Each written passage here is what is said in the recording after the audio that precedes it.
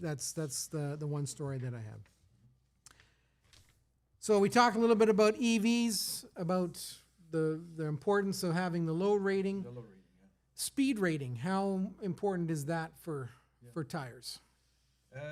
For this, so our rule is if you're buying summer or all season tires that you're going to drive during the summer, you need to respect the speed index that comes with your vehicle.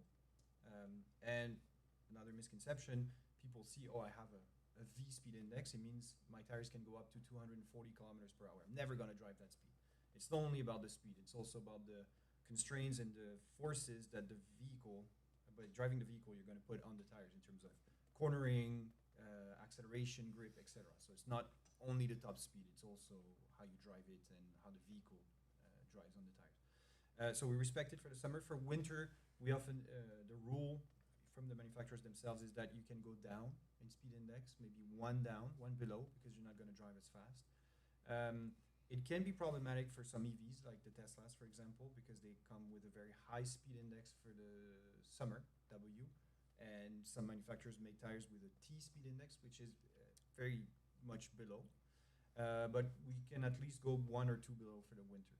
So summer respected, winter you can go down a little bit, is the bottom line on this one. But Okay. load index respected at all time. Yep. All the time. Equal or superior. What's the biggest change you've seen in the tire industry since you started, Martin? You've seen a lot. You've been through a lot.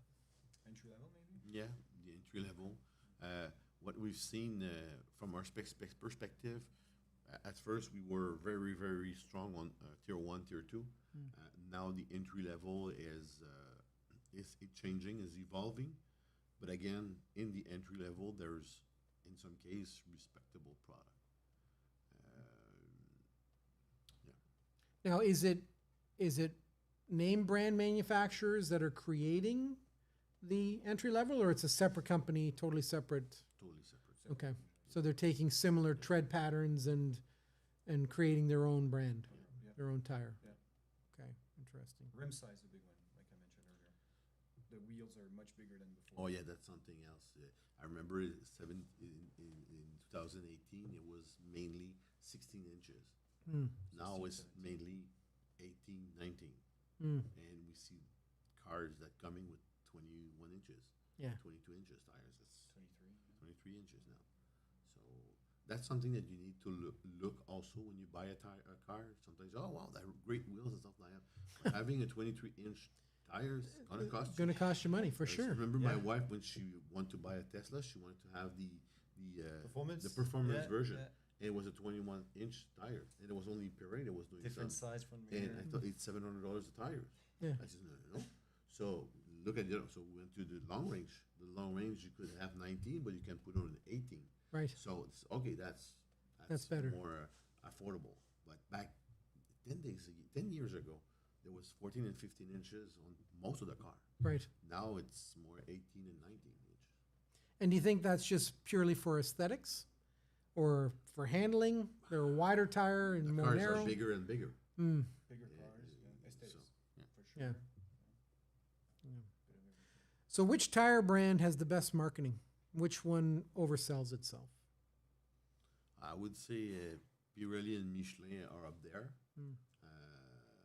Pirelli, obviously, with the F1, they tend F1. to be up there.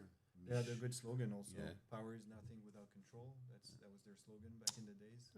That is a good slogan, yeah. That's good. Michelin obviously is up Yeah. there. Is the Michelin Man still a thing?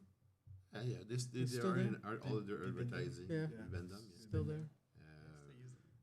And the one that is short falling, well, there's some companies that are very good product and they don't do nothing to promote it. Like I would say maybe Hankook, Toyo, Continental. Continental. They don't do much. For us, for example, with us. Right. So at some point they're good product, but I think Yeah. you think they're.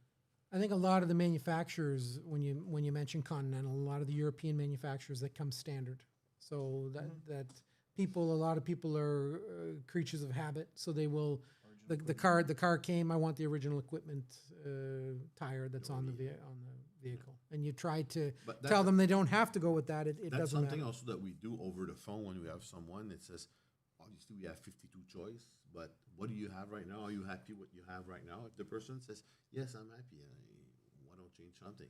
But if they're not happy, sometimes we tend to propose them something else. The original equipment briefly is, so there's original equipment and there's homologated tires. It's two different things, right? So a Honda Civic, for example, it's like you said, they say we're going to build 2 million Honda Civics. I want the cheapest tire. Who has a tire? And then a Kumo will raise their hands and say, I have 2 million tires for your car. And they'll put them on the car. In some other cases, more for premium vehicles or European manufacturers, it's homologated tires. So BMW is making their new, whatever, X5, and they're saying, I want a tire built specifically for my X5. I want grip, I want wet traction. I don't care about durability. Most of the time, they don't care about durability. And I want a run flat tire, for example.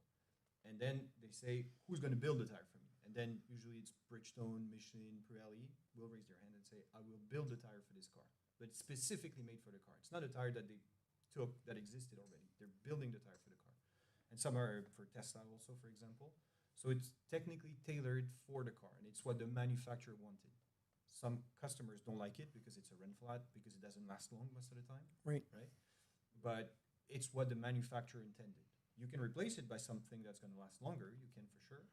But if you want your car to perform exactly as BMW, Audi, whatever intended, Porsche intended, get the homologated tire. That's the message we give our